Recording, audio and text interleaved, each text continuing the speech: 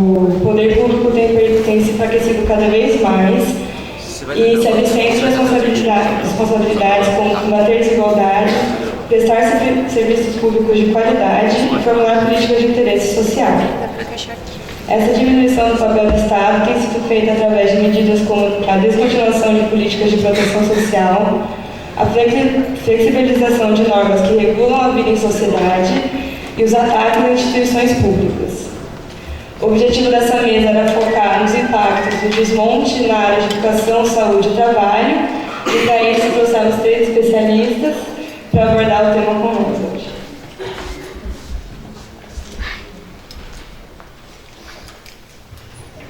Olá pessoal, boa tarde. Primeiramente eu gostaria de agradecer a presença de vocês aqui no nosso Instituto, dar boas-vindas e também agradecer a presença dos professores aqui na nossa mesa hoje.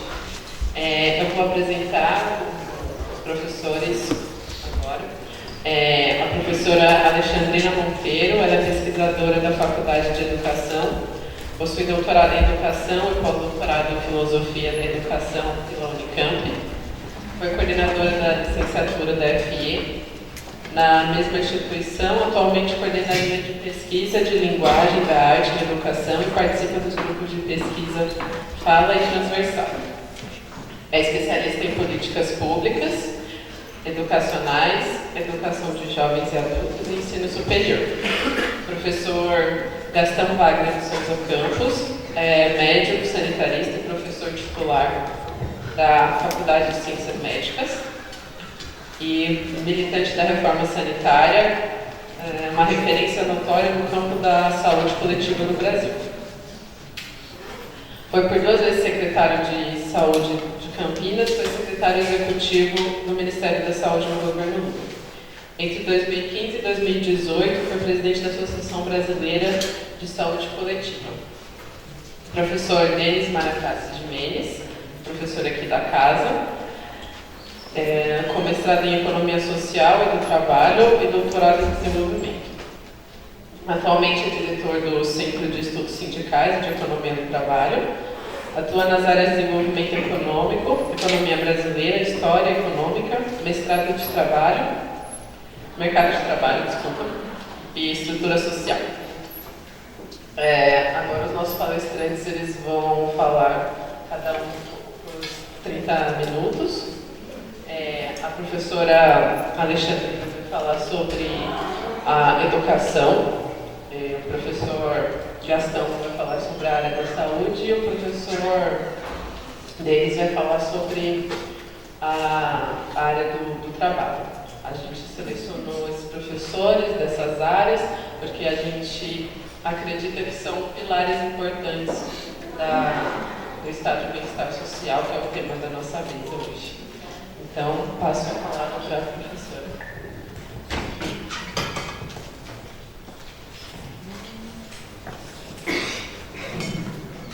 Bom, primeiramente, boa tarde a todas.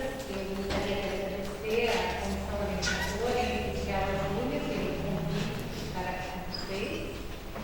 E, quando a Júlia me falou sobre o tema, eu até encaminhei, conversei um pouco com ela para ver que conversa a gente poderia estar tendo aqui. Eu acho muito legal essa aproximação, tanto do campo da saúde, da educação, com a área de economia, e acho que a gente precisa fazer mais vezes esses encontros e em outras dimensões também, com mais projetos de pesquisa de mercado, enfim, acho que a gente tem uma coisa para conversar junto.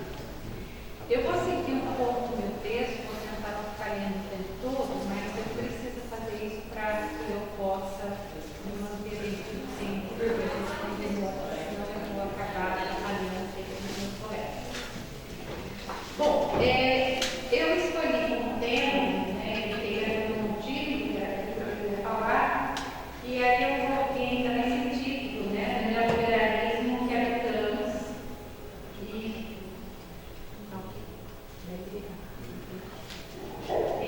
Melhorou? Ah, eu ia passar.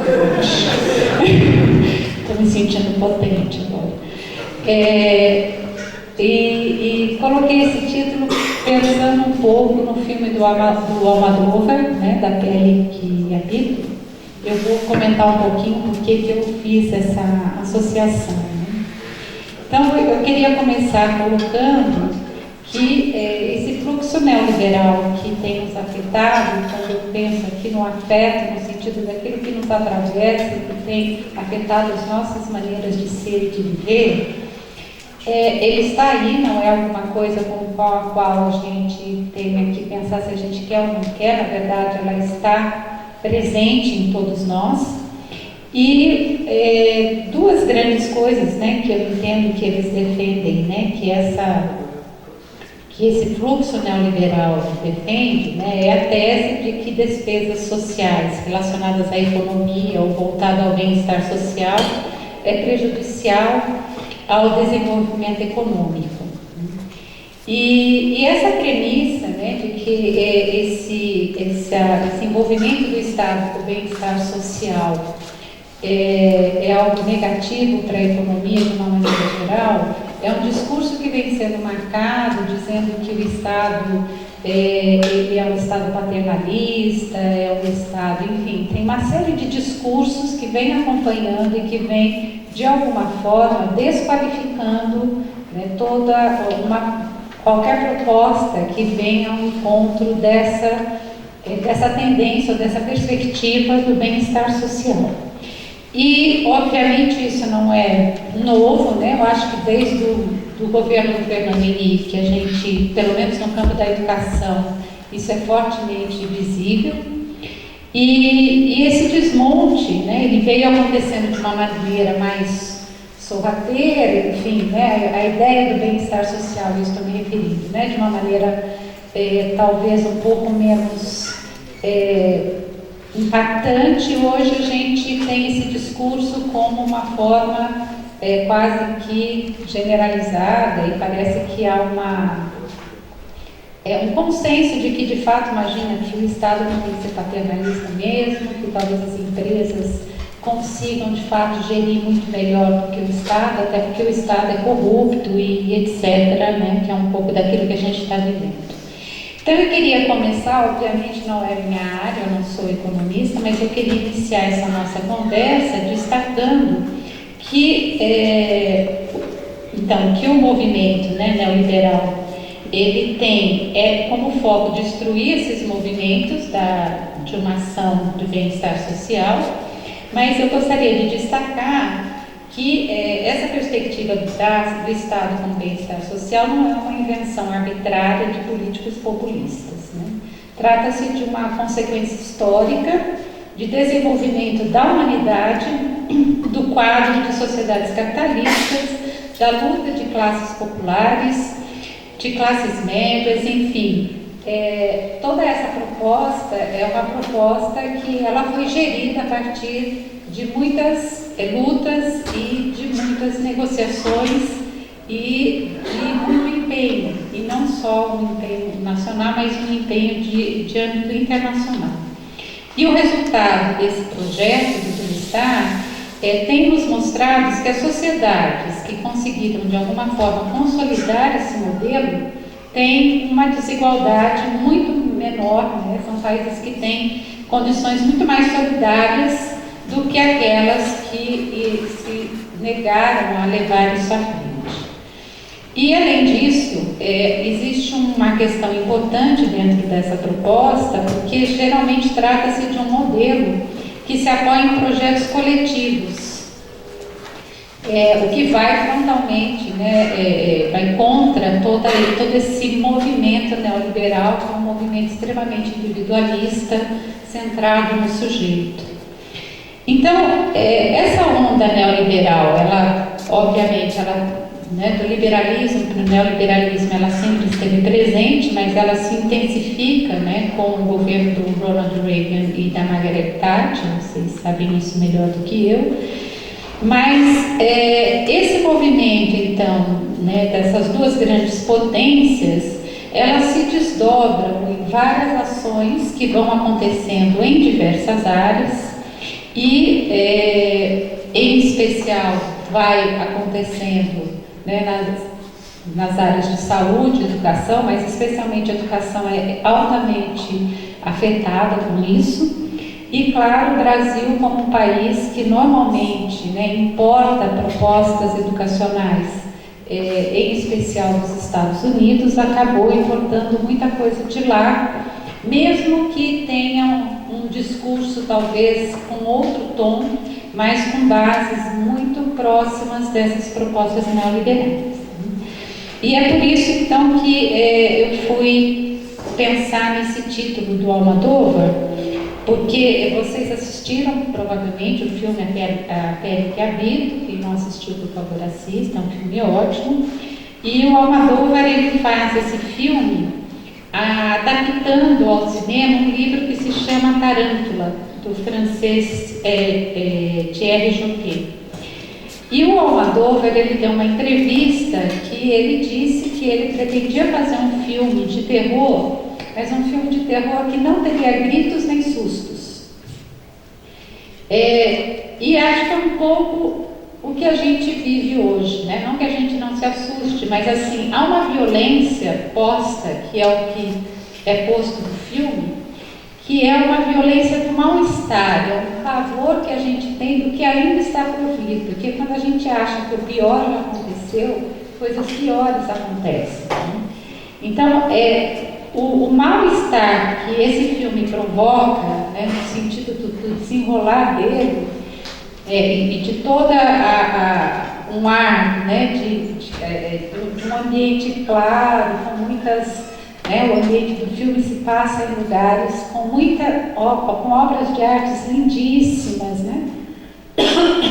E vai escondendo toda uma violência, né, que é extremamente apavorante ao longo do filme. E é um pouco esse lugar que eu me sinto hoje, enquanto educadora e vivendo o país no momento que a gente está vivendo hoje.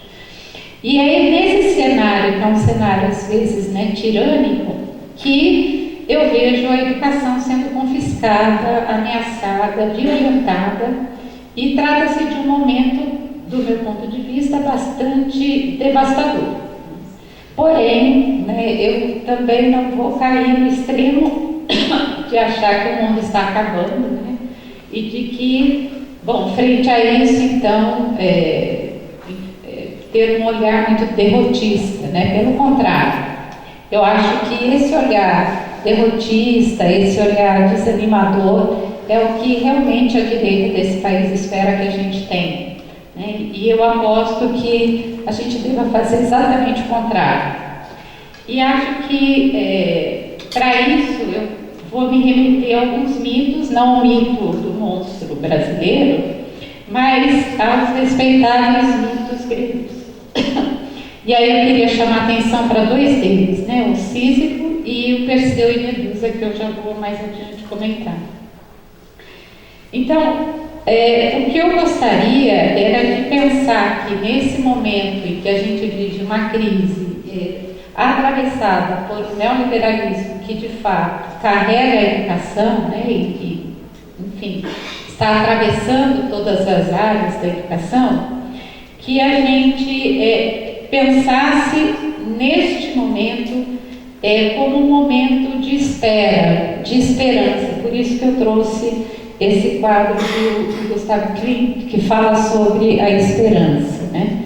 Mas a esperança não num sentido figurativo, no sentido, mas a esperança daquele que espera por algo novo, daquele que espera por algo que está sendo gestado, por algo que está por vir, né? Não a esperança no divino, mas a esperança daquilo que nós temos potencialmente força de criar, né? Nós, enquanto sujeitos, e que de alguma forma temos que agir sobre essa situação que está aí presente.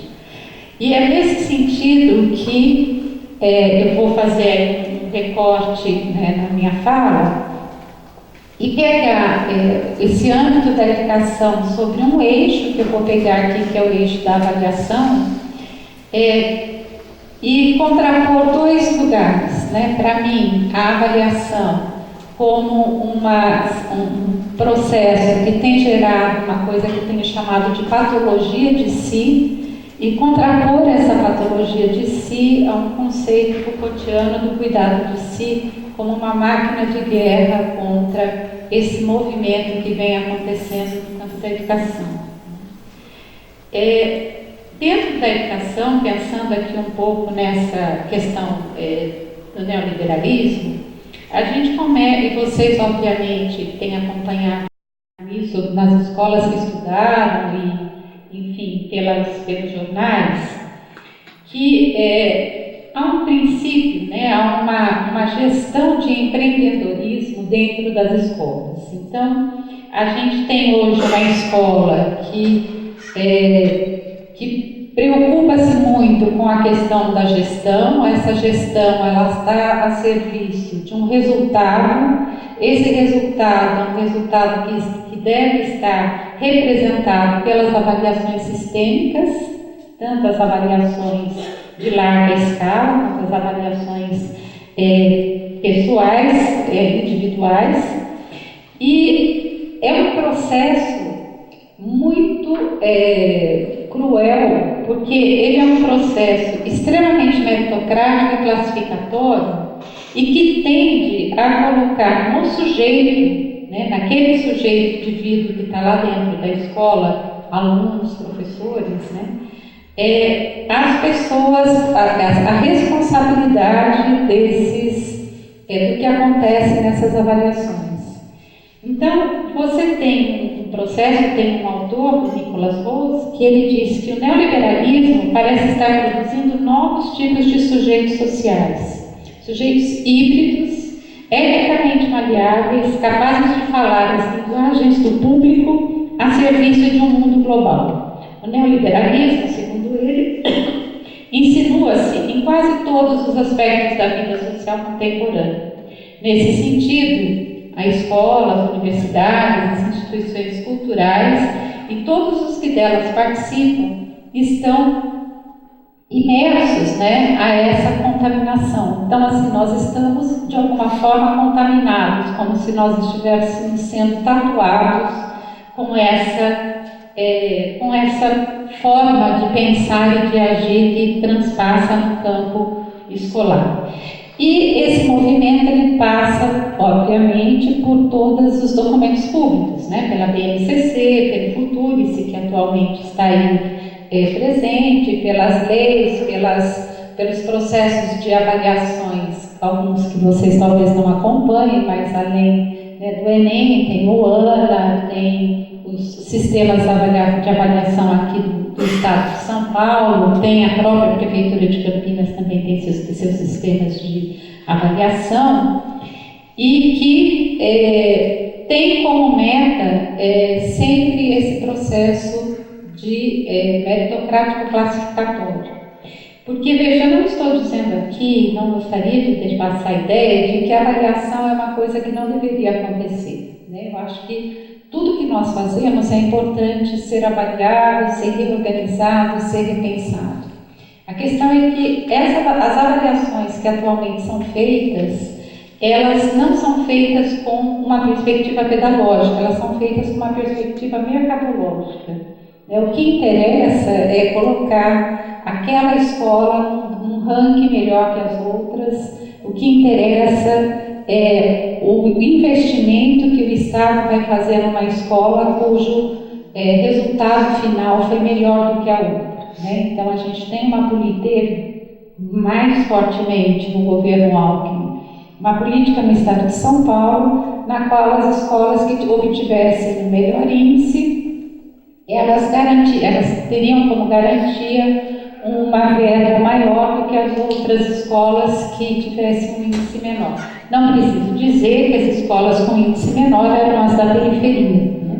E que essas questões sociais, culturais, não eram consideradas nesse processo. Então, diante de todo esse cenário, né, que nos afeta, a questão que me parece que a gente precisa se colocar é o que é que isso está fazendo, ou seja, o que é que nós estamos fazendo com isso que está fazendo de nós, né? Eu passo colocando de uma outra forma. que eu quero dizer é que esse processo de individualização, de meritocracia, ele está presente nessa avaliação de larga escala, mas de alguma forma ele está cooptado em cada um de nós, né? Está gravado no corpo de cada um de nós. E o que isso significa? Eu não sei como é aqui na economia, acho que eu nunca dei aula para turmas da economia, mas como eu trabalho, né, no curso de licenciatura, eu atuo com vários cursos, e o número de alunos que eu vejo dentro desta universidade, sem contar o que tem fora, né, que estão com depressão, que têm uma dificuldade imensa de convivência com o que eles acham que é um fracasso, porque na verdade está longe de ser um fracasso, tem me assustado enormemente, porque isso tem sido uma coisa recorrente. Não é uma coisa que de vez em quando aparece algum aluno com algum problema, não. Isso é muito grande. E pior ainda, né? Muitos desses casos não é algo que acontece aqui na universidade. São pessoas que têm um histórico de ter este problema de alta ansiedade, de depressão, enfim, ao longo da sua vida escolar, né? Que passaram a ter essa vivência, essa angústia há muito tempo, mesmo sem perceber o quanto isso está relacionado com toda a cobrança que socialmente é feito dele, né? Então há uma necessidade hoje de você ser esse sujeito, né, que um outro autor vai chamar de o sujeito SA, né? Que o Lazarato também vai falar um pouco desse sujeito SA, do indivíduo, né, SA, que é um sujeito que ele tem que ser empreendedor de si mesmo. E é um sujeito que está o tempo todo endividado. Eu não sei vocês aqui, mas nós estamos vivendo uma sociedade da dívida, né? Então a gente hoje, se cada um de nós parar e pensar, a gente está devendo a resposta de um WhatsApp que a gente não deu, o e-mail, o texto que a gente não leu, o colega que a gente não avisou, enfim. Essa condição de endividamento, ela nos atravessa e nos coloca sempre nessa condição perversa, né? E aí o que cabe a nós educadores diante disso, né? O que cabe a nós educadores e o que cabe a nós estudantes, mas em especial que ação nós, enquanto educadores, podemos tomar à frente a isso que a gente tem assistido nas salas de aulas e nas escolas de uma maneira geral, né? Eu estou falando aqui de alguém que eu fui para a escola pública, fui para a escola particular fazer pesquisa e esse cenário eu encontrei em todos esses lugares, né? E uma coisa que me chamou muita atenção, só fazendo um parênteses, né, é do quanto os professores muitas vezes acabam diagnosticando o aluno. Então, eu acompanhava a reunião de pais em que os professores começavam a dizer: olha, o seu filho é muito distraído, né? Ele muitas vezes fica desatento, ele é muito agitado. E aí eu fui ler aquele documento que eu esqueci que nome que tem os sintomas das doenças, tem um nome isso, né? Que eu não sei se eu não me lembro qual que falavam dos TDAHs, né?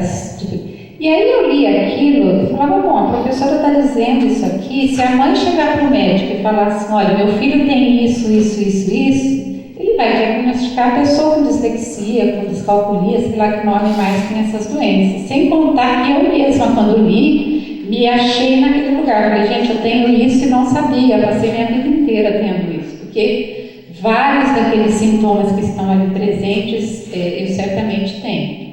Mas, de qualquer forma, então isso que eu estou dizendo para vocês é uma coisa muito séria e que, vejam, na escola pública, por que isso acontece? Porque o aluno que tem um diagnóstico do posto de saúde de que ele tem esse problema, dislexia, descalculia, quando ele faz o exame nacional, a nota dele não é computada. E olha o benefício que isso tem para a escola. Porque quem é o aluno que a professora vai indicar? É o aluno que tem um baixo rendimento, óbvio.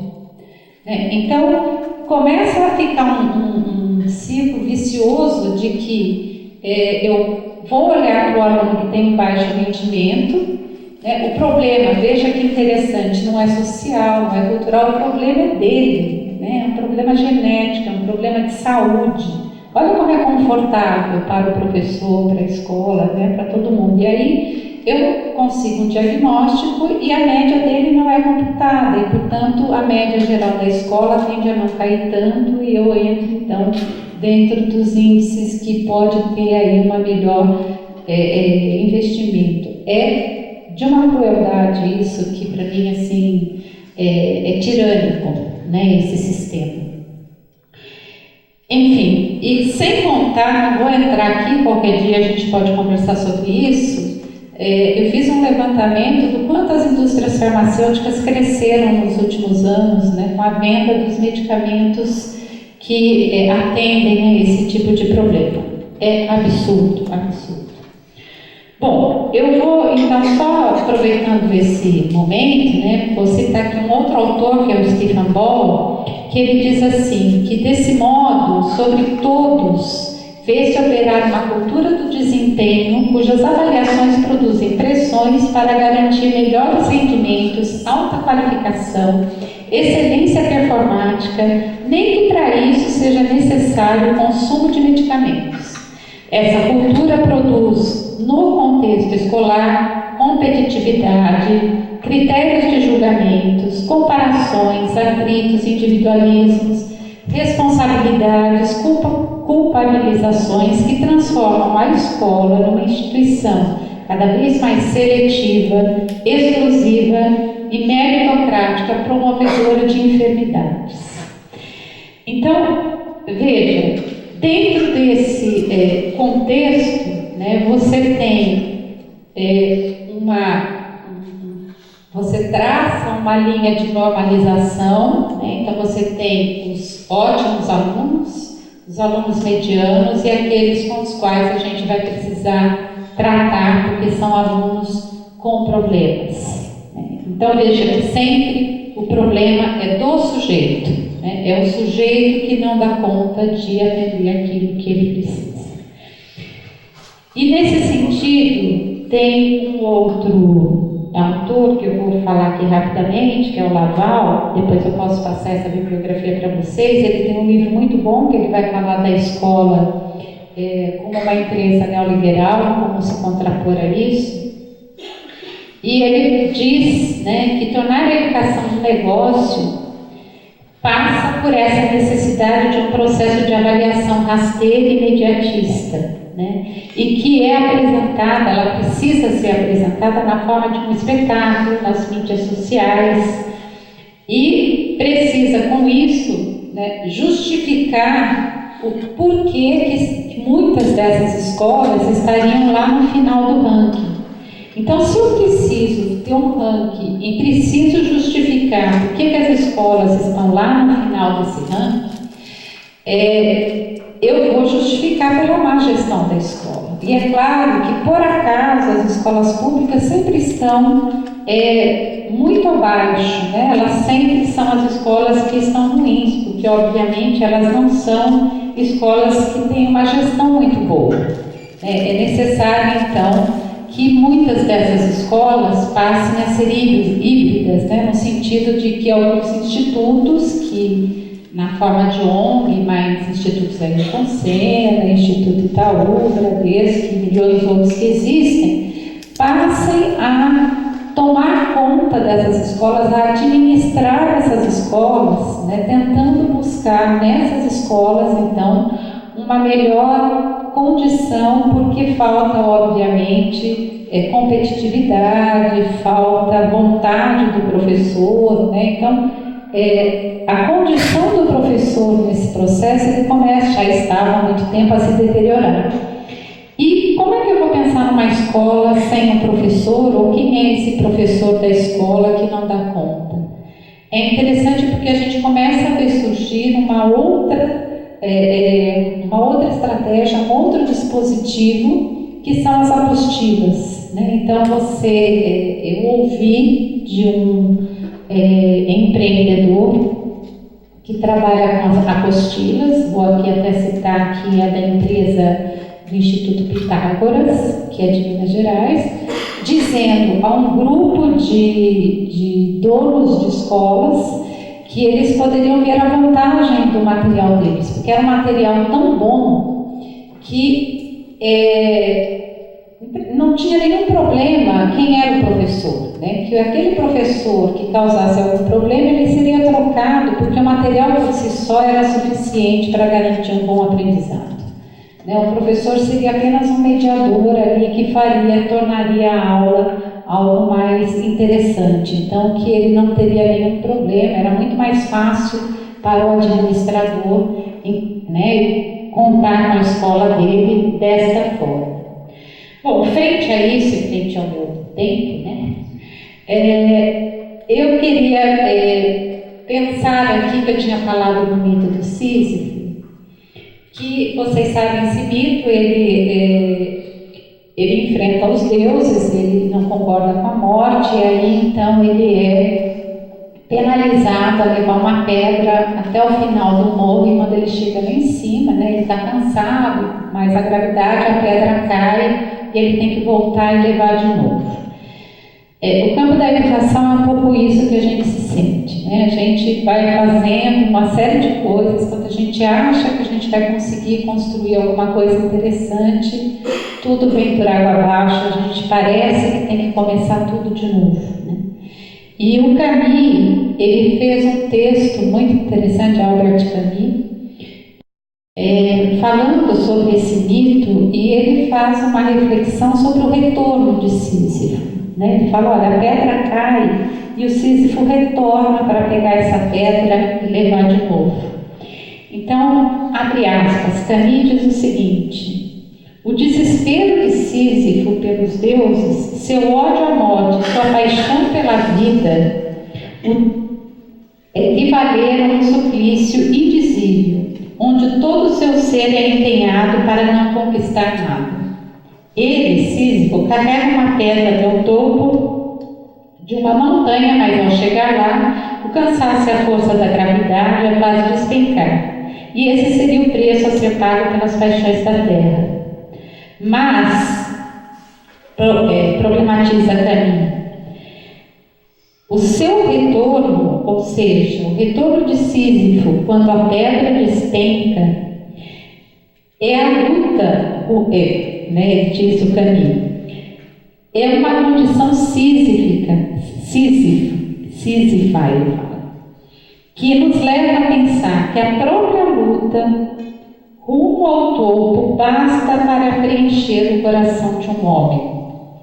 E aí ele vai dizer que o que deve nos mover não é efetivamente se a pedra chega ou não ao topo, mas que a luta por levar essa pedra, a luta por preencher o coração, mesmo sabendo que provavelmente ela vai rolar de novo, ela deveria ser suficiente para imaginarmos e imaginar Sísifo uma pessoa feliz.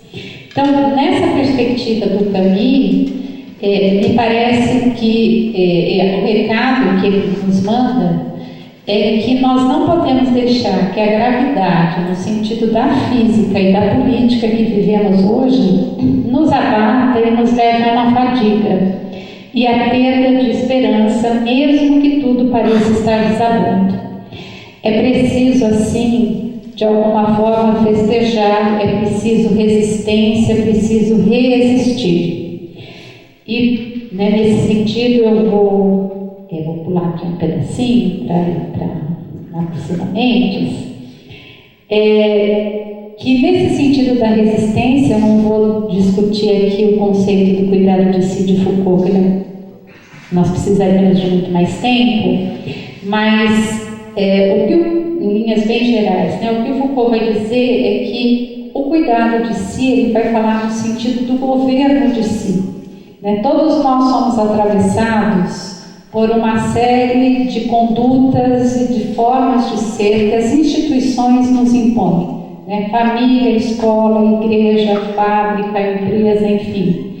E qual é o espaço de liberdade que nós temos? Qual é a nossa singularidade frente a isso que nos passa? É a nossa possibilidade de escolha. É a nossa possibilidade de escolha sobre o que é que eu vou me permitir ser conduzido ou não. Mas essa possibilidade só é possível, segundo Foucault, a partir de um exercício do cuidado de si. O cuidado de si é no sentido do governar-se a si mesmo para conseguir se governar com o outro. É uma discussão muito interessante, ele vai trabalhar esse conceito a partir dos cínicos em especial, mas também de outros filósofos gregos da antiguidade, e que para mim, então, já estou fechando, fiquem tranquilos, eu queria que, assim, diante, né, desta proposta que o Foucault nos coloca de fazer da nossa vida uma vida, né, uma obra de arte, ou seja, fazer da nossa vida algo que a gente possa criar e não que nos é imposto. Então, longe, né, o que eu queria colocar para vocês, de nos sentirmos fragilizados frente aos monstros construídos e aos mitos que se colocam, né, dentro dessa contemporaneidade, que a gente se coloque, como diz Mia Couto num texto, como alguém, né, ou como um minotauro, que ele diz o seguinte: quem vive num labirinto tem fome de caminhos. E eu encerro, né, essa minha fala então com um outro literário, que é o Ítalo Calvino, que ele diz o seguinte: cada vez que o reino humano me parece condenado ao peso, digo para mim mesmo que a maneira de Perseu, que devia voar para outro espaço, não se trata absolutamente da fuga para o sonho irracional. Quero dizer que preciso mudar de ponto de observação, que preciso considerar o mundo sobre uma outra ótica, uma outra lógica, outros meios de conhecimento. E é nesse sentido que eu acho que eu gostaria que a gente pensasse aí de que estrada é essa, que sonho é esse que a gente vai construir nessa esperança, no sentido da esperança de algo que vai nascer, que está sendo gestado. E que então, né, prefiro pensar que aquilo que nos garante em nossa singularidade e em oposição ao narcisismo endêmico, à patologia de si, nós tenhamos desejos de enfrentar e escalar a monstruosa montanha que temos no horizonte, não pisando sobre o que é abaixo de nós, mas potencializando aquilo que nos constitui como humanos que desejam uma sociedade organizada com muitas diferenças, mas pouca desigualdade, comprometida mais com um modelo centrado no estado de bem-estar social do que com o modelo neoliberal. Creio que as discussões e as resistências e os desafios que nós temos à nossa frente são desafios que dependem não tanto mais do nosso discurso, mas de ações, e ações que a gente tem que construir e criar, né? Eu acho que os antigos modelos não estão dando conta e cabem a nós, e em especial vocês que são mais jovens, a nos ajudar a criar essas novas linhas de fugas e novas formas de reencontrar e resistir frente ao que está presente. Muito obrigada.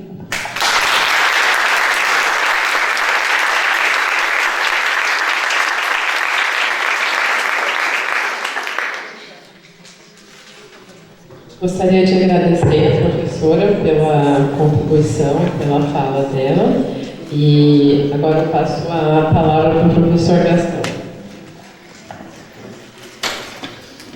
Boa tarde. Agradecer o convite da Júlia, que está representando quem? O Centro Acadêmico, a comissão organizadora, vocês mesmos.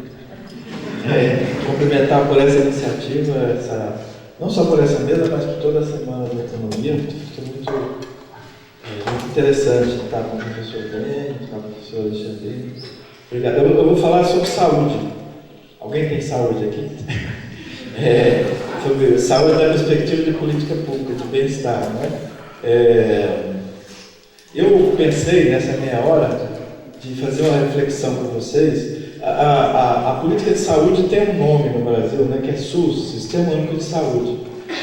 Saúde é um produto, é um resultado muito mais complexo do que apenas o SUS, do que apenas a área da saúde estrito sensu. A gente depende de trabalho, depende de educação, depende de cidades saudáveis, depende de controlar a violência, que a gente tem um papel da saúde, mas é muito mal. A maior epidemia no Brasil contemporâneo é a violência, que mata mais gente. Metade das mortes por assassinato, violência urbana, e outro 30% acidentes, e o resto suicídio, acidente de trabalho, uma série de outras causas. Mas enfim, então só queria chamar a atenção de vocês que saúde é um fator muito complexo. A gente trabalha aqui, a gente pensa e tenta agir, né? Atuar, que a saúde tem uma dimensão corporal, biológica, nossa, do corpo, genética, mas está toda misturada, está sempre influenciada pela dimensão afetiva, psicológica, o estresse, a competição, essa agonia de estar culpado, duro, enfim. E tem uma dimensão que é social, desigualdade e mata. A falta de emprego, a degradação urbana, o meio ambiente, enfim. Mas eu vou falar com vocês sobre a nossa área, estrito sensu, que é a rede de serviços de saúde, que tenta atuar nessas três dimensões, articulados com o trabalho, articulados com a educação. Eles não podem atuar sozinhos. E a pergunta que eu queria refletir com vocês, a questão é o seguinte: como é que o SUS existe no Brasil? Como é que ele tem um bando de problemas? Tem muitas contradições, muitas deficiências. É fácil a gente explicar. Suficiência de financiamento. Agora, apesar dos problemas, eu acho que a grande pergunta é como é que num país tão desigual, tão autoritário, com ditadura recente, etc., a gente conseguiu, em alguma medida, construir uma política social tão generosa, tão radical, com mil problemas, com mil contradições. Eu acho que essa pergunta é que vale a pena. Eu ia perguntar para vocês quem é que usa regularmente o SUS aqui, mas não quero ser chato, não vou perguntar.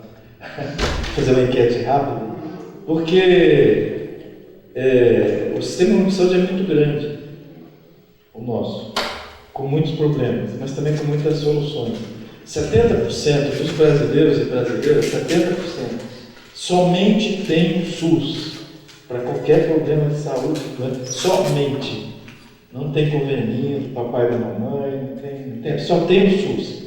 Desde vacina, tratamento de câncer. Todos nós usamos o SUS, ainda que eventualmente, né? Pela vigilância sanitária, controle de medicamentos. Estão tentando desmontar agora, mas, enfim.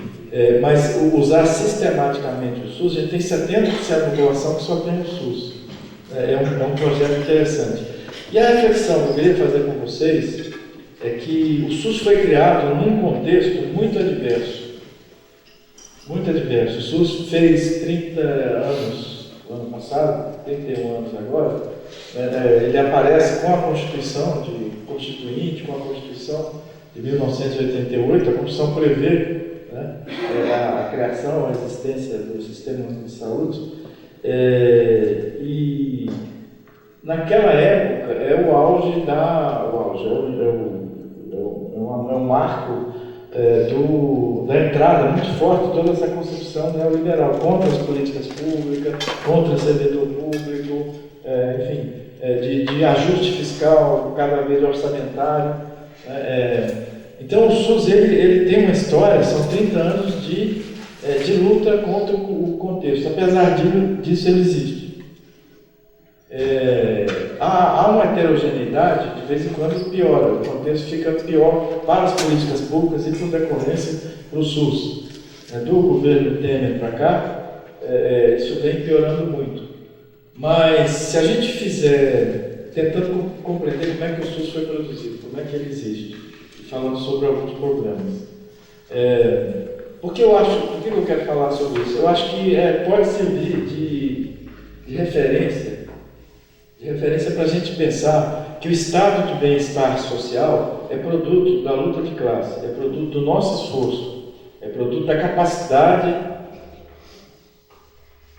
da sociedade lutar contra a desigualdade, lutar contra essa perspectiva radical de que só a racionalidade econômica, com todo respeito onde eu estou, que a gente tem que ter a racionalidade humana, algo que tem que ter a racionalidade econômica. O SUS tem um pragmatismo bastante alto, nós temos, mas é uma política pública radicalmente comprometida com o desenvolvimento humano e da Terra, e do planeta, e ecológico. E só não temos controle sobre isso. Em alguma medida a gente tem. Mas eu queria refletir com vocês, justamente nessas épocas de dificuldade, a gente está com um governo nacional, governo federal, escarradamente é um termo da saúde, não devia usar, né? Mas enfim, claramente, porque quando sai o catarro fica mais claro o sintoma. A gente tem um governo federal e vários governos estaduais e vários governos municipais que não gostam de pobre, 50% da população brasileira, que não gosta de mulher, que não gosta de negro, que não gosta de pessoas com deficiência, enfim, que não gosta de política pública, que não gosta de servidor público, enfim. Então a gente está passando, mas no entanto, é muito raro na história da humanidade a gente ter a produção do social, do real, do concreto, a partir de um lado só, a partir do governo, a partir dos ditadores, a partir da grande imprensa.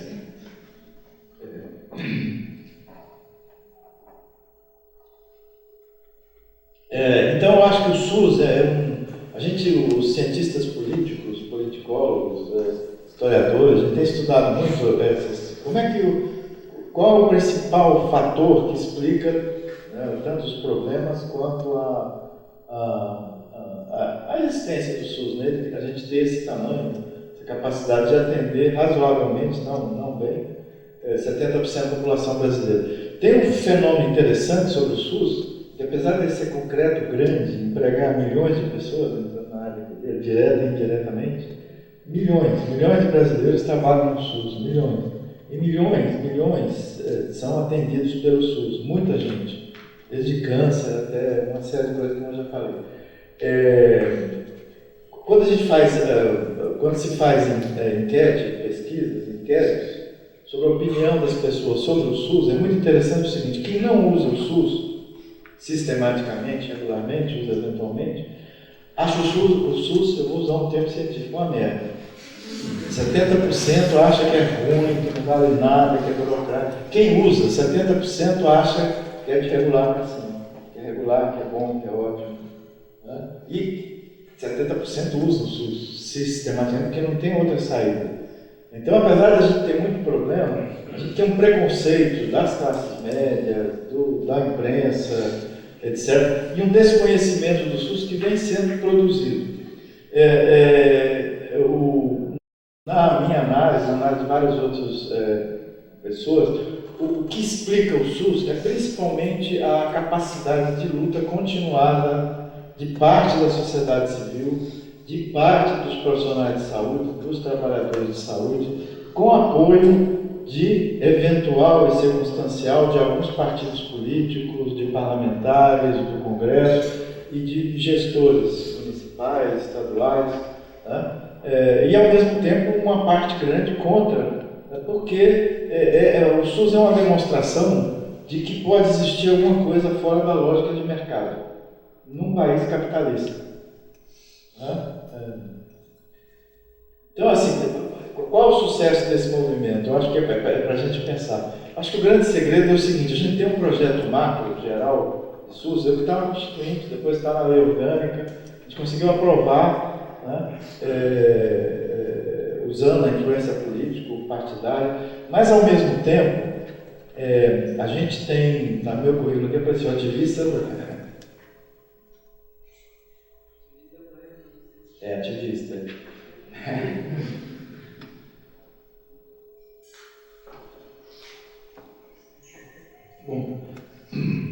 gente procurou, ao longo desse tempo, ter trabalho para todo mundo. Todo mundo tem o que fazer. A gente não tem só o que criticar. A gente critica, a gente aponta os defeitos, aponta o que está faltando, né? Mas a gente trabalha com problemas, mas mexer só com problemas é depressivo. É muito triste. Né? Ser só crítico é muito aborrecido, agrega pouca gente. A gente tem que ter crítica, tem que ter o diagnóstico, tem que ter reflexão, mas tem que ter proposta para fazer. E tem que ter uma proposta macro, institucional, o horizonte, a esperança, com viabilidade política, econômica e sanitária, técnica, médica, de enfermagem, de psicólogo, ou seja, tem que ter uma composição, um negócio muito difícil, mas ao mesmo tempo a gente desenvolveu um negócio, não sei de onde veio, uma maneira de pensar que é assim: enquanto o macro não vem, nós vamos fazendo o que a gente quer, na medida do possível, onde a gente estiver. Na equipe de saúde, no serviço de saúde, no centro de saúde, na unidade básica, no hospital, no curso da gente, ou seja, então, o SUS foi criando. Ontem eu estava discutindo com profissionais da saúde mental, da reabilitação física, de Campinas e região. Aí o pessoal estava dizendo isso. Apesar dos governos precários, apesar da redução orçamentária, tem um movimento, o pessoal chamou de horizontal. Horizontal é exagero, mas tem um movimento que independe deles. Deles quem? Não é que independe, que conseguiu um certo grau, algo que depende, conseguiu um certo grau de autonomia e a manutenção de uma certa potência, de um certo funcionamento cotidiano que independe da gestão, que independe do prefeito, que independe independe do exagero. Eles prejudicam bastante, ou apoiam bastante quando querem ajudar.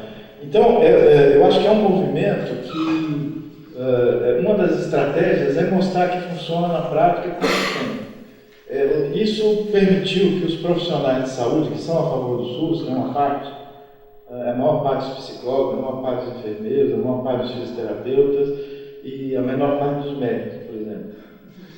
Tem mais ou menos 40% dos médicos a favor do SUS, 60% hiperconservadores e querem trabalhar para esses 25% da população que tem seguro privado, que é a medicina de mercado, não é nem saúde, é a medicina de mercado. Principalmente hospitais, médicos, remédios, cirurgia, essa visão mais restrita da saúde. Então, essa ideia de que a gente tem que ter um compromisso com a gente chama de usuário, é um nome feio, né? Com as pessoas que a gente atende, é muito feio, de arranjar outro nome, usuário. Para não falar paciente, que era mais feio ainda, que era mais simbólico ainda, paciente, né? Pessoa que tolera tudo, que aguenta tudo. Aí começam a chamar de usuário, mas aí está feio ainda, tem que inventar outra coisa. Ou seja, então é uma forma de criar uma aliança, uma articulação, né, que defenda essa ideia de política de saúde. O SUS, o nosso projeto macro, não é brasileiro. A gente olhou para a humanidade, 80% não é brasileiro, ele fez uma antropofagia. Pegou a experiência mundial e fez uma singularização, uma customização, como vocês falarem hoje em dia, para a nossa realidade. Mas 80% vem da experiência mundial de políticas públicas de saúde, políticas universais de saúde. Nosso grande modelo é o sistema mais antigo, o segundo mais antigo, que é o NHS, o National Health Service do Reino Unido. O primeiro é o da Suécia, de 1938, esse aí é de 48, e depois isso aí, essas ideias, essas diretrizes, esses conceitos,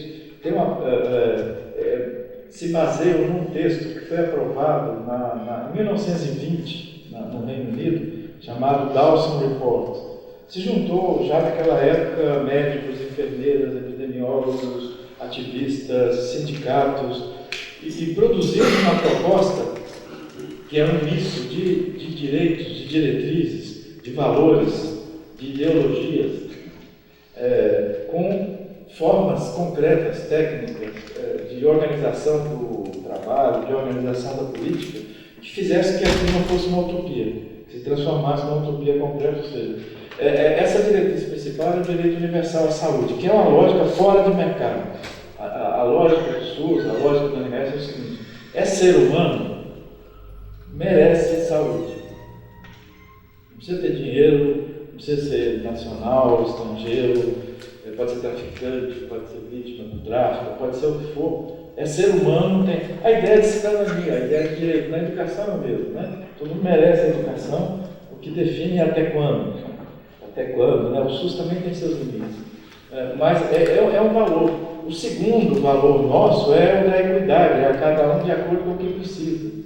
Esse de cada um com a sua necessidade, né? A ideia de equidade, de igualdade, que aqui é um valor. Quem é que define o que cada um precisa? A própria pessoa, a própria sociedade e a arrogância, o autoritarismo da ciência de saúde, dos profissionais de saúde e da capacidade da gente conseguir coisas de política. A terceira diretriz geral, a gente chama de integralidade, da totalidade, é um nome grande demais, mas é o seguinte: tudo de tecnologia que tiver, a gente tem que usar se a pessoa precisar, evitar que produza dano, porque nossa intervenção sempre é em defesa da vida, contra o sofrimento, contra a morte, mas junto vem dano.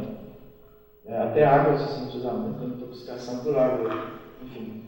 Conselho, educação e saúde pode piorar, agravar a depressão, agravar, enfim. Então, essas são e se inventou ao mesmo tempo uma forma prática diferente do que o mercado fazia da assistência médica. Uma das invenções é a tal da atenção básica, a atenção primária. No Brasil chama Estratégia de Saúde da Família, que começou como um negócio para pobre. Na Inglaterra não é para pobre, é para todo mundo. É uma tentativa de redefinir o papel do hospital, o papel dos remédios, o papel dos médicos. Atenção primária da saúde são unidades de serviço de saúde, a gente chama de postinho, centro de saúde, unidade básica de saúde no Brasil. A gente já tem 50% das pessoas regularmente usam. A ideia é chegar a 80% a 90% das pessoas. E a gente faz uma mistura de clínica, de assistência, de cuidado, com prevenção, com promoção, com educação, objetivando ampliar a capacidade das pessoas. Esse é o nosso discurso, não que a gente consegue. Estou contando para ela o que ela falou. Aumentar a capacidade de cuidar de si mesmo, de gerenciar a própria vida, de autocuidado, mesmo que tenha câncer, mesmo que tenha deficiência, mesmo que tenha transtorno mental grave, aumentar o grau de autonomia, da capacidade de lidar com o trabalho, com o sexo, com as pessoas. Isso é uma diretriz já antiga, desde 1948, que marca uma diferença bastante grande. Ao mesmo tempo, eles inventaram uma coisa chamada rede. Nenhum serviço consegue resolver tudo, você precisa estar integrado, articulado com os hospitais. Então não é fechar os hospitais. O único hospital que a gente propôs fechar, e no Brasil já fechamos metade deles, são os manicômios, os hospitais psiquiátricos especializados que não tinham efetividade clínica, além de seres humanos, de se respeitar a cidadania. Se criou rede. Essa foi uma das grandes revoluções assistenciais que o Brasil fez na área de saúde mental. Outra foi nessa área de saúde da família. Outra foi no enfrentamento da epidemia de AIDS. Tanto da perspectiva preventiva, de promoção à saúde, de evitar a infecção, de evitar a doença, mas de tratar quem está doente também. Essa coisa de que saúde pública é só promoção, prevenção, é conversa com o Banco Mundial para não gastar dinheiro. Tem que prevenir, promover, mas mesmo prevenindo, a morte existe. Por exemplo, no Brasil, um dos resultados do SUS é a diminuição da mortalidade infantil. Não é só do SUS, né? Menor de 5 anos, menor de 1 ano. É uma mistura de Bolsa Família com atenção primária. A gente reduziu brutalmente. A esperança de vida no Brasil, dos maiores de 60 anos, maiores de 50 anos, cresceu muito. Um dos fatores, aí é complexo, né? Tem vários fatores. A renda aumentou pouco, ele pode falar melhor, tem um desemprego grande. Foi o SUS. Na atenção primária, 80% das pessoas que vivem com diabetes no Brasil, eu vou falar um pouco sobre isso, 80%. A diabetes é uma doença muito frequente em adultos. 8% dos maiores de 30 anos têm diabetes. Metade dos diabetes depende de insulina. Né? E é uma doença que tem tratamento, mas não tem cura. A pessoa vai viver com aquilo a vida toda. Estou pegando um exemplo. 80% não. Por que estão no SUS? Ou seja, tem 10 a mais do que... Tem gente que tem convênio e vai no SUS. Qual é a diferença? O SUS oferece o que nenhum convênio privado oferece. O SUS oferece insulina de graça, assistência médica tem os dois. No privada no SUS. Só que junto com o médico no SUS tem enfermeiro, técnico de enfermagem, que examina, que olha, vê se está ferida, vê se está melhorando, tem visitadora sanitária que vai na casa, orienta. O SUS garante a insulina, garante medicamentos. Se tem problema grave nutricional, tem acesso a nutricionista. Se tem, junto com a diabetes, junto com a doença crônica, se tem depressão, irritabilidade, nós temos psicólogo, psiquiatra. Nenhum convênio tem isso. E a gente gasta menos por diabetes do que os 25%. A área da saúde é uma área, a área pública de saúde, o NHS, o SUS, o sistema português, o espanhol, o do Canadá, o da Austrália, o OCDE, tem o OCDE Health. Eles têm uma pesquisa sistemática comparando, chama Sistemas Comparados de Saúde. O último lugar é os Estados Unidos, sempre, dos países desenvolvidos. Tem o pior desempenho. Desempenho em que sentido? Efetividade é ganhar anos e qualidade de vida. Ganhar mais anos e ganhar mais qualidade. Eficiência é fazer aquilo com custo menor, você sabe isso. Então, a saúde, ao contrário da telefonia, da produção, o setor público é mais efetivo e é mais eficiente. Os Estados Unidos, que não tem sistema público, gasta 3,5 vezes mais do que a Inglaterra para fazer as mesmas coisas. Então, essa é uma... Por isso que eu falo que o SUS é meio invisível. A gente tem uma dificuldade grande de identificar o SUS. Né? O SUS tem vários problemas. Como é que está a implementação do SUS no Brasil? Eu falei, a atenção básica a gente já tem 50%. A gente tem muitos problemas na área hospitalar, no acesso, na área especializada. A área de saúde mental mudou muito. A formação em saúde está mudando muito. O currículo das escolas públicas de enfermagem e de medicina nos últimos 15 anos mudou muito. Metade do nosso currículo é na prática, e a gente faz prática não só no hospital universitário, a gente faz prática na atenção básica, nos centros de saúde mental, nos territórios onde as pessoas estão. Né? Então, assim, a gente tem um esforço muito grande. Por outro lado, a política de pessoal do SUS e a gestão de pessoal do SUS é péssima. É péssima. Por quê? Porque nós estamos dentro do neoliberalismo. Você não pode ter políticas de carreira para servidor público, a não ser para juízes, promotores e dos militares. Mas, tirando isso, você não pode ter uma política de avaliação de mérito, de progressão na carreira. A universidade não dá tempo. Então, a gente tem uma política de pessoal muito ruim. O modelo de gestão do SUS tem muito problema. O SUS é muito fragmentado. Apesar de se chamar sistema único, ele é muito fragmentado. Uma das formas de impedir o desenvolvimento do SUS foi trazer a lógica de gestão de mercado para dentro do SUS. E aí você nega as diretrizes. Apesar de ser público, nenhum governo propôs privatizar o SUS, vender o hospital público, mas trazem a lógica de gestão através de terceirização, de produtivismo, de meritocracia, traz uma lógica para um espaço que é baseado na solidariedade. E a saúde tem uma característica o seguinte, o relógio conforme o relógio as horas varia, a saúde, como é muito complexo, tem muito fator, é muito variado. Os profissionais de saúde precisam ter um grau de autonomia, de improvisação, de criação bastante grande. Você fala, hipertensão, diabetes é tudo igual. Não, cada diabetes é diferente da outra. Uma pessoa tem 70, outra tem 30, um quer morrer, o outro quer viver, o outro tem hipertensão junto, o outro tem câncer junto, um quer se tratar, o outro quer... Então, a variabilidade da nossa prática não admite a burocratização. Tem uma dificuldade com padronização. Então, e ao mesmo tempo, a nossa gestão é muito contaminada pelo clientelismo, pela burocracia brasileira. Eu aposto no futuro, no meu projeto de futuro, é estado de bem-estar social. Nós temos que defender política pública, deixar de ter medo de criticar sem política pública não tem futuro o planeta e a humanidade. Sem política pública não tem futuro emprego. Vou dar um palpite na área dele. O maior empregador da Europa, se não for o primeiro, é o segundo, acho que é o primeiro, é o NHS. Vocês vão trabalhar em política pública. Porque a automação, a informatização é inevitável, vai acontecer. Nós temos que trabalhar no cuidado do planeta, no cuidado de idoso. Holanda, Japão estão empregando milhões de pessoas no cuidado de idoso.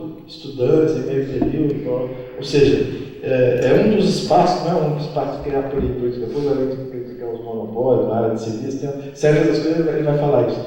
Mas, ou seja, então, isso com democracia. Né? Então o SUS tem conseguido resistir, apesar dos ataques. A gente tem um problema muito sério de financiamento. A gente tem 3,4% do produto interno bruto aplicado no SUS. O setor privado tem 4, alguma coisa, para pagar os 8%. O Brasil gasta muito com saúde, 8% do PIB, que é o que Portugal gasta, o Reino Unido, por aí 8, 9%. Só que 4,6% desse gasto é para os 25%. A gente tem 4 médicos por 1.000 habitantes para os 25% do setor privado. Tem 1 médico por 1.000 habitantes no SUS. É o nosso problema com o médico. Né? Então o SUS tem uma dificuldade muito grande. Nenhum dos governos federais, desde que o SUS existe, assumiu como projeto estratégico a implementação do SUS. Não foram contra o SUS, exceto o governo Collor, o governo Temer e agora o governo Bolsonaro. Os outros governos todos, inclusive que eu participei, não enfrentaram o problema de política de pessoal, não enfrentaram a política de financiamento. O grande adversário nosso em todos os governos é a área do planejamento e da economia, do Ministério da Economia, das Finanças. Mata a gente, porque defende o ajuste, mesmo que esteja num governo progressista, são contra a política pública, faz um discurso que é inviável, que nós não temos efetividade, que nós não temos produtividade, que não pode se comprometer com política de pessoal, porque é um gasto que permanece, óbvio que permanece, que permanecer mesmo. Né? Enfim, então, eu acho, o SUS não tem identidade, como ele é fragmentado. Onde é que está o SUS? Vocês sabem? Se você for em Portugal, tem Santa Casa que participa do SUS. Santa Casa. A gente vai aqui, não tem cor. Não é azul e branco, não é vermelho e branco. A gente não tem identificação. Quem trabalha no SUS? O meu crachá é da Unicamp. Eu trabalho no SUS o tempo todo, é do Hospital das Clínicas, é não sei o quê. Ou seja, então, essa desconstrução da identidade dificulta as pessoas, dificulta a construção de um imaginário que demonstre a importância do que as pessoas estão fazendo e do que as pessoas estão utilizando. Né? 5 minutos. O SUS, além estou falando muito da parte assistencial, de prevenção, mas o SUS tem os pedaços, né, que estão sendo super atacados. Agora, a tal da Anvisa, a Agência de Vigilância à Saúde, o Brasil tinha, até agora, até há pouco tempo, um padrão de defesa dos usuários, dos clientes, dos consumidores, não que a gente quiser usar, em relação à liberação ou não de medicamentos, em relação ao uso de produtos cancerígenos e tóxicos na alimentação, de agrotóxicos na agricultura. Nós tínhamos um padrão razoável, pior do que o princípio de prudência, pior do que o da Holanda, do que o da Suécia, mas muito melhor do que dos Estados Unidos, do que o da Argentina, do que o do Paraguai. E há uma tentativa, isso virou custo do Brasil, né? Que isso é custo, o discurso empresarial, liberal, é que essa defesa da clientela é custo. Então há um enfrentamento, um desmonte. Essa Anvisa não é só em Brasília, a vigilância à saúde, a mãe da Júlia trabalha com isso.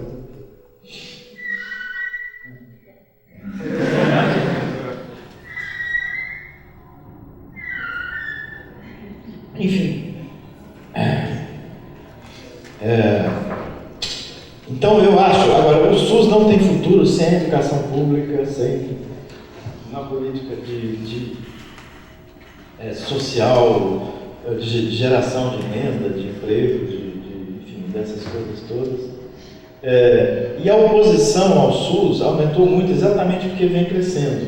Apesar dessas dificuldades todas, o tamanho do SUS, o acesso das pessoas vem crescendo.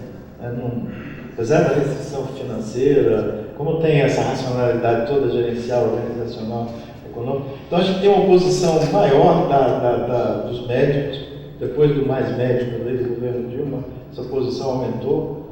A gente tem uma oposição de parte dos psiquiatras em relação à saúde mental e tem uma oposição desse setor privado, dos 25%, que tem muito mais capital, que tem muito mais recursos, que trabalha mais médicos, etc. E que criou um imaginário que só existe isso. Eu não sei quantos de vocês sabiam que o SUS existe. E o SUS tem um problema de sustentabilidade. Como o SUS tem uma dependência muito grande de governos, eu queria dizer uma coisa: o futuro de política pública passa por um modelo de gestão. Se a gente não convencer que política pública não precisa ter a baderna que teve na gestão da Petrobras, o povo não vai apoiar a política pública.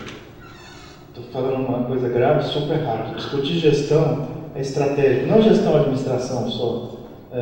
Por exemplo, no SUS, todos os cargos de gestão do postinho, gestão do programa de AIDS, do programa de câncer, são cargos políticos, cargos de confiança, dependente de prefeito, de governador, do presidente e do ministro da Saúde. O que cria uma sustentabilidade baixíssima e o que permite a lógica do clientelismo, ou seja, que Estado, porque política pública é pública. Não dá para terceirizar, não dá para trazer as empresas privadas a fazer gestão, porque senão volta ao mercado. E fácil para eles. Porque tem a rentabilidade, não paga imposto, porque é público, porque é filantrópico, porque é não sei o quê. Então, a gente tem uma política de pessoal adequada. Eu defendo que todas as políticas públicas tenham uma forma como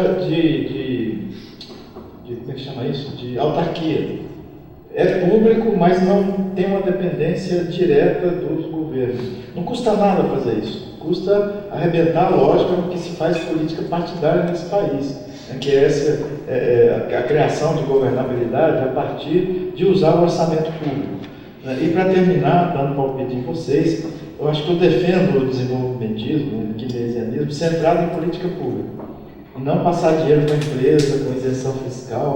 Então, manter a capacidade de consumo, etc., criando emprego, com construção civil, articulado com política habitacional. Ou seja, então eu acho que com democracia, que significa depender menos do partido que está aí. Terminando, a gente faz seminário internacional, a gente não fica de costas para o resto do mundo, a gente procura aprender muito com a experiência de Costa Rica, de Portugal, e trazer para cá e adaptar. A gente fez um seminário há pouco do povo do SUS aí, nós, professores, o pessoal do trabalho e tal, com Portugal e Reino Unido. E veio o vice-ministro de Portugal e um dos diretores lá da atenção primária do NHS. Em Portugal, eles tinham um governo conservador e houve uma transição para a centro-esquerda, a geringonça lá, agora. E na Inglaterra, o contrário, você tinha um governo trabalhista, que é o criador do NHS, e veio para um governo conservador. Eu perguntei lá no seminário para os dirigentes lá do NHS, vocês eram conservador, aquele povo tudo esquerdista, vermelho, vocês arrancaram todo mundo de tudo quanto é lugar. O cara não entendeu a minha pergunta.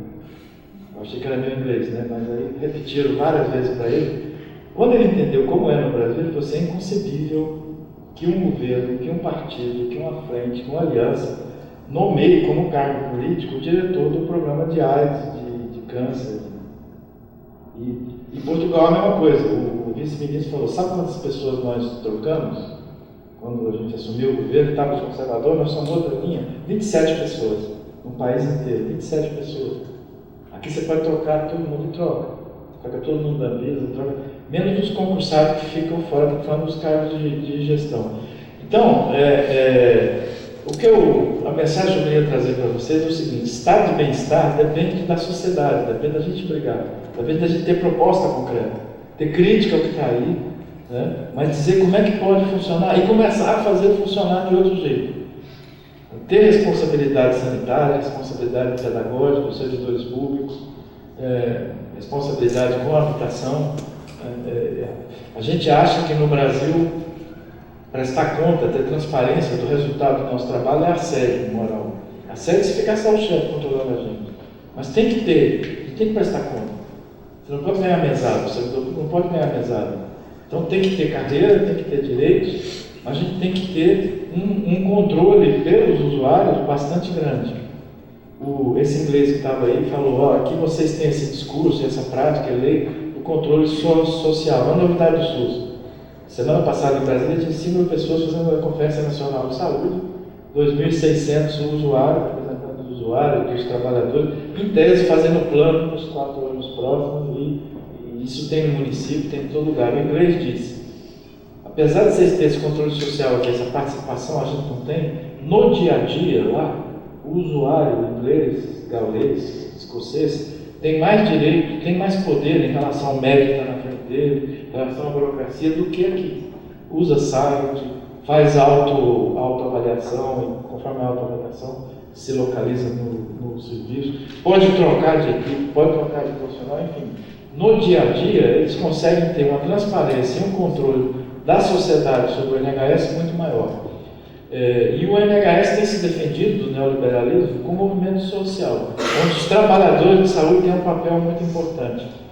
A greve deles, vocês podem ver isso a última greve deles, fizeram greve, os trabalhadores do NHS. Todo mundo vai trabalhar na saúde, põe um cartaz grandão assim, estamos em greve, por isso, por aquilo, dispensa os gestores, os gerentes, vocês vão para casa, fiquem no cantinho aí, nós vamos fazer autogestão aqui.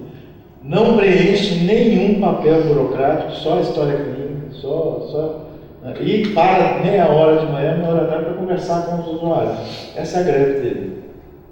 Faz uma greve contra os usuários, fica 4 meses parado, 1 mês parado, ou na universidade, ou na escola. Então nós temos que pensar estratégias de luta, né? Que a nossa história, parte dela a gente já experimentou. Né? É isso, obrigado.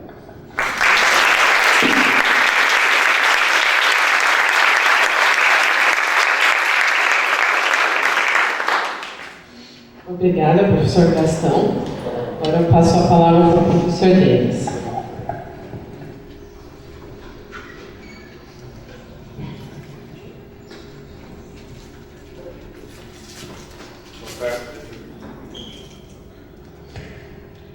Boa tarde a vocês. Eu quero agradecer também o convite da comissão organizadora, na figura do Raul, também da Júlia, né? Enfim, toda a comissão, parabenizar os alunos pela organização dessa semana de economia, com uma programação muito boa. E eu disse isso aos meus alunos, que a formação de vocês depende não só do que acontece dentro da sala de aula, mas do conjunto de atividades que envolvem a vida universitária. Né? E isso daqui é um espaço muito importante produzido por vocês mesmos. Me pediram para falar sobre trabalho, né? No tema geral sobre o desmonte do bem-estar social no Brasil e o trabalho. E eu vou começar dizendo que, no caso do trabalho, a ideia de desmonte ela é até difícil de se aplicar, porque na realidade nós sempre tivemos um mercado de trabalho profundamente desorganizado, fundado em baixos salários e num excedente estrutural de mão de obra. Então, a rigor, nós nunca tivemos um mercado de trabalho montado propriamente, principalmente se nós olharmos as experiências de países mais desenvolvidos. Né? Na realidade, é um mercado de trabalho que, desde a sua formação, na transição do trabalho escravo para o trabalho livre, contou com um excedente estrutural de mão de obra que permanentemente pressionou a taxa de salário para baixo, né? E isso foi se reproduzindo durante todo o período, digamos, anterior à nossa industrialização, da abolição até os anos 30. E depois, ao longo do período de industrialização, onde de fato aconteceu um movimento consciente de tentativa de organização do mercado de trabalho no Brasil, a partir de toda a legislação trabalhista e sindical montada nos anos 30, com o presidente Vargas, e que isso depois vai tomando formas ao longo das décadas posteriores, com o presidente Juscelino, por exemplo, no início dos anos 60, tentando de alguma maneira organizar o mercado de trabalho. Quando eu falo organizar o mercado de trabalho, é ter regras que pudessem de alguma maneira regular as relações entre capital e trabalho. Eu não digo isso a vocês, por exemplo, a montagem de todo um aparato legal de regulação do trabalho a partir da consolidação das leis trabalhistas, da CLT, a partir do início dos anos 40. Então, descanso, férias, descanso semanal remunerado, na verdade, regulação em termos do uso da força de trabalho, da remuneração da força de trabalho e formas de contratação da força de trabalho.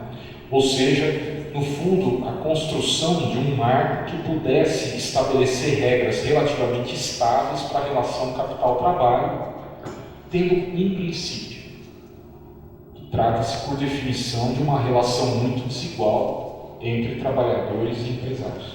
Certo? Toda a legislação trabalhista, não só aqui no Brasil, mas também as experiências dos países desenvolvidos, tanto em termos de negociação coletiva, como um marco jurídico mais duro inscrito na lei, também sempre partiram dessa ideia do reconhecimento de uma relação assimétrica entre capital e trabalho, certo? Então isso não é uma peculiaridade nossa, nós tomamos isso também como princípio a partir dos anos 30, 40. Forma de organização do mercado de trabalho, por exemplo, a definição da política do salário mínimo, que no fundo é uma política que diz o seguinte: olha, independente das condições relativas da força entre quem contrata e quem vende sua força de trabalho, a sociedade define que ninguém pode receber menos do que isso. Não importa a relação de força, mas o salário mínimo, na verdade, estabelece uma regra e retira do âmbito da concorrência empresarial o que os empresários iam pagar aos trabalhadores, estabelecendo um patamar. Então, o estudo ao longo do período de industrialização foi avançando com, digamos, de forma muito importante, em geral, uma tradição mais liberal de interpretação disso no Brasil, digamos assim, interpreta, por exemplo, os esforços na montagem da CLT como uma coisa de tutela do movimento trabalhista, qualquer coisa assim, mas é muito importante a gente considerar que você está tentando organizar o mercado de trabalho a partir dos anos 30 no Brasil, com poucas décadas depois da abolição da escravidão. Não é isso? Então, uma distância histórica muito pequena, e já nos primeiros discursos do Vargas, o presidente Vargas sempre dizia isso, Ele não sabia, no caso da economia, ele não tinha muita clareza do que fazer ali sobre os efeitos da crise de 29. Mas ele dizia muito claramente por onde começar. Como é que nós vamos nos diferenciar da velha república? Ele dizendo, buscando enfrentar um problema que foi esquecido desde a abolição da escravidão, que era a organização do trabalho sob bases nacionais. Criou o Ministério do Trabalho, em seguida criou mesmo o Ministério Ministério da Educação e Saúde, e por aí vai tentando estruturar também um leque de políticas públicas. Isso avança, de fato, ali a partir dos anos 30, tanto o arcabouço de regulação do trabalho e também a política salarial, e, por exemplo, a política salarial, pico histórico do salário mínimo até hoje é 1959, no final do governo Juscelino Kubitschek. Ou seja, os esforços de criação do salário mínimo ali, em 1940, avança nos anos posteriores, e o pico histórico é o final dos anos 50.